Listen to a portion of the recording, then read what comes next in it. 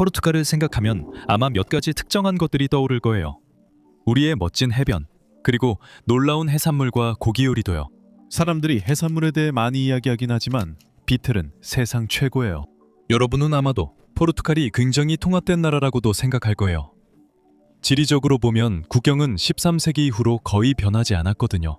언어적으로도 북쪽의 미뉴 지역에서 남쪽의 알가르브까지 모두가 똑같은 언어인 포르투갈어를 쓴다고들 하죠. 물론 각기 다른 억양과 지역 특유의 단어를 사용하긴 하지만요.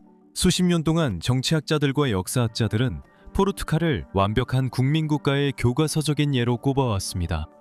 국민국가란 구시대 유럽 정치에서 일종의 성배와 같은 개념으로 한 나라의 국경이 하나의 문화, 종교, 언어의 경계와 완벽하게 일치하는 곳을 말합니다. 스페인, 프랑스, 영국과 같은 나라들은 각각 카탈루냐어, 브르타뉴어, 웨일스어와 같은 강한 지역 정체성과 경쟁하는 언어들로 수세기 동안 씨름해왔지만 포르투갈은 언제나 그런 복잡한 문제를 피해온 것처럼 보였습니다. 포르투갈은 세계의 깔끔하고 단일한 언어적 모습을 보여주었습니다. 포르투갈어는 포르투갈뿐 아니라 세계 여러 지역에서도 통합의 언어로 여겨집니다. 오늘날 포르투갈어는 이베리아 반도에 거주하는 1000만에서 1100만 명의 사람들만이 사용하는 언어가 아닙니다. 포르투갈어는 4개 대륙에 걸쳐 9개 국가의 공식 언어이며 브라질의 주요 언어이자 카보베르데, 기니비사우, 앙골라, 모잠비크의 대표적인 언어입니다. 그리고 동티모르처럼 멀리 떨어진 곳이나 아직도 마카오의 일부 지역에서도 사용되고 있습니다. 포르투갈어는 전 세계에서 9번째로 많이 사용되는 언어로 2억 5천만 명이 넘는 원어민 화자가 있습니다. 하지만 전 세계 지도를 다시 확대해서 포르투갈 북동쪽의 가장 멀고 외딴 구석으로 가보면 언어의 통일성에 균열이 생기기 시작합니다. 북동쪽 끝에 험준하고 바위투성이 고원, 가파른 강 협곡으로 둘러싸인 곳에 미란다의 땅, 테라데 미란다라는 지역이 있습니다. 그곳의 현지 카페에 들어가면 포르투갈어를 듣지 못할 수도 있습니다. 스페인어도 들리지 않을 겁니다.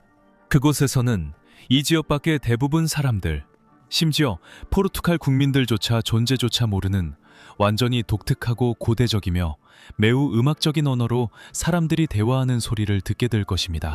이것이 미란데스어, 즉 링구아 미란데사이며 1999년부터 공식적으로 포르투갈의 두 번째 공식 언어가 되었지만 대부분의 사람들은 이에 대해 알지 못합니다. 저는 1995년 이곳에서 태어났지만 10대가 되어서야 미란데스어를 처음 들었습니다. 그렇다면 어떻게 한 언어가 포르투갈 대륙의 작은 마을 무리에서 수백 년 동안 대부분의 사람들이 눈치채지 못한 채 살아남을 수 있었을까요? 왜 미란데스어는 포르투갈어와 완전히 분리되어 독자적인 언어로 여겨지는 걸까요? 그리고 실제로 어떻게 들릴까요? 한번 알아봅시다.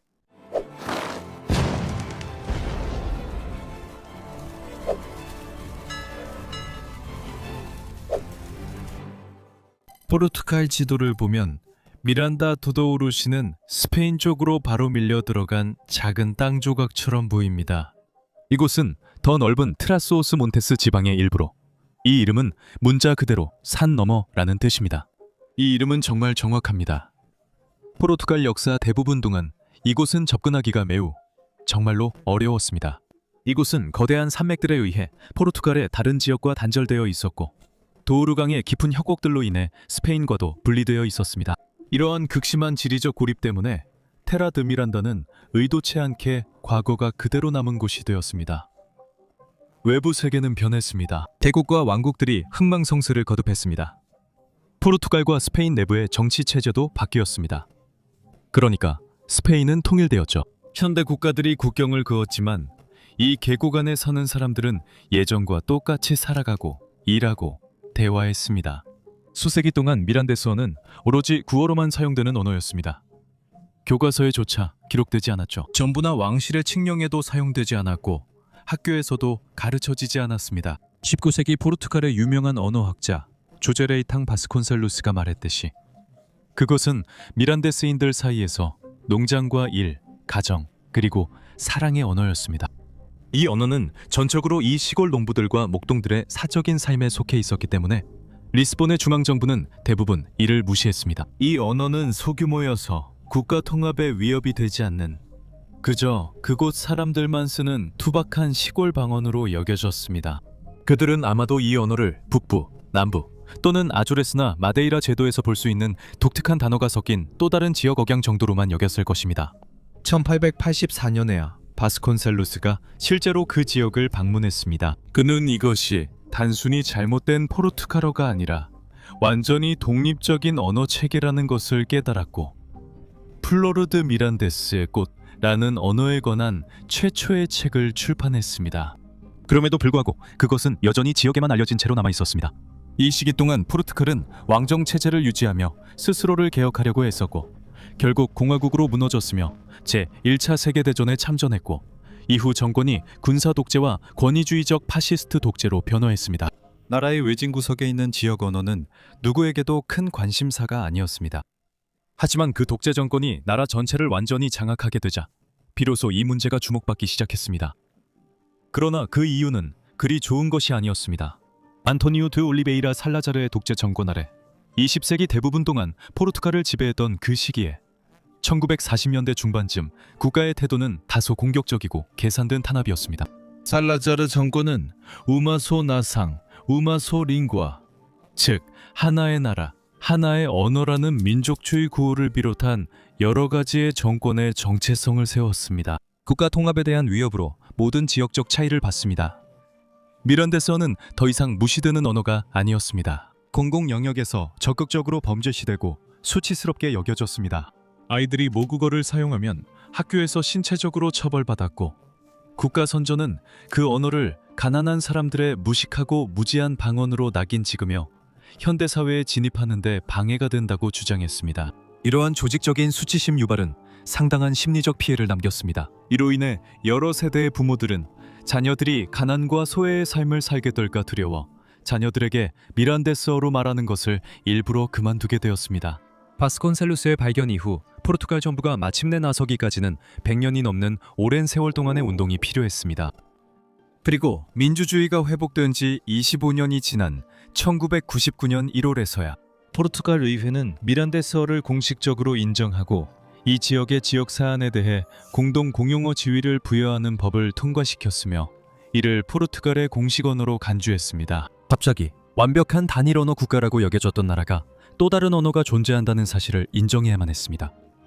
비록 그 언어가 겨우 명맥만을 유지하고 있었지만 말이죠. 미란데스어 사용 인구가 얼마나 빠르게 줄었는지 보면 그 언어가 당시 얼마나 위태로웠고 일부는 오늘날까지도 그렇다는 점을 알 수 있습니다. 오랫동안 약 1만 5천 명 정도가 미란데스어를 사용한다는 추정치가 아무렇지 않게 회자되었습니다.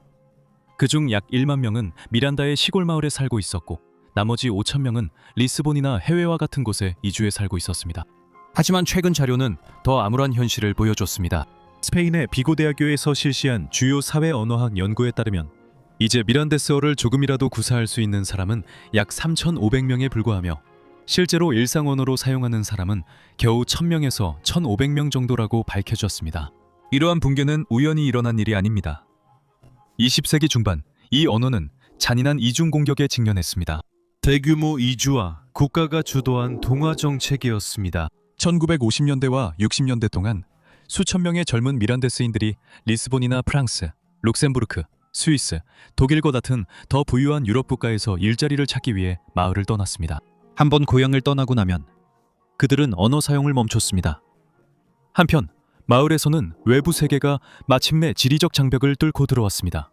도로가 건설되고 전기가 들어왔으며, 그와 함께 포르투갈 텔레비전, 라디오, 중앙집중식 학교 교육이 도입되었습니다. 게다가 독재 정권의 전체적인 이념적 공격도 있었습니다. 이 모든 것들이 언어의 세대 간 연결고리가 끊어지게 만들었습니다. 비고 연구에 따르면 60세 이상의 마을 노인들과 지역의 젊은 인구를 비교했을 때 미란데스어만 사용하는 비율이 무려 40%나 감소한 것으로 나타났습니다. 그렇다면 이 언어가 완전히 사라지게 될까요? 왜냐하면 이 언어는 실제로 인구 감소라는 시한부 상황에 직면해 있기 때문입니다. 포르투갈 정부와 지역 옹호자들은 이 언어를 소멸의 위기에서 구하기 위해 총력을 기울이고 있습니다. 첫 번째 주요 방어선은 학교에서 마련되었습니다. 오늘날 미란다, 두도우루 지역에서는 미란데스어가 유치원부터 고등학교 졸업까지 선택 과목으로 제공되고 있습니다. 교육부는 아이들이 체계적으로 이 언어를 들으며 자랄 수 있도록 전문 교사를 고용합니다. 하지만 일주일에 1시간 선택 과목만으로는 충분하지 않았습니다. 고등학생들이 자주 그 수업을 포기하기 때문입니다. 정부는 노력을 더욱 강화해야 했습니다. 최근 포르투갈 정부는 공식 국가기구를 만들어 큰 진전을 이루었습니다. 표준화된 교육 프로그램에 자금을 지원하고 고전 문학부터 현대 과학 논문까지 모든 것을 미란데스어로 번역하고 출판하는데 적극적으로 자금을 지원하고 있습니다. 문화부는 또한 아소시아상, 드라링구아의 쿨투라 미란데사와 같은 지역 문화협회에도 자금을 지원합니다. 이 단체들은 시간과 싸우고 있습니다. 이들은 남아있는 고령 원어민 화자들로부터 수백 시간에 달하는 오디오와 비디오를 녹음하여 진정한 발음과 구전 전통을 미래를 위해 보존하고 있습니다. 중앙정부가 유럽 지역 또는 소수언어 헌장을 완전히 비준하도록 하려는 움직임도 있습니다. 그렇게 되면 추가적인 국제적 법적 보호와 EU의 자금 지원을 받을 수 있습니다.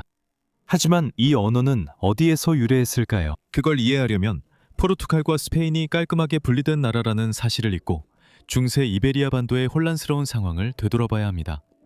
로마 제국이 붕괴했을 때 그들이 가져온 라틴어는 그냥 사라지지 않았습니다. 반도 전역에서 수십 개의 다양한 지역 방언으로 갈라지기 시작했죠. 이 방언들은 언어학자들이 로망스어라 부르는 언어로 발전했습니다. 기독교 왕국들이 레콩캉키스타 기간 동안 남쪽으로 진격하면서 이러한 방언들도 일종의 세로띠 형태로 남쪽으로 이동했습니다. 1139년에 포르투갈이 독립했을 때 그 왕들은 갈리시아 포르투갈어를 국가 언어로 정했고 시간이 지나면서 그것이 현대 포르투갈어로 발전했습니다.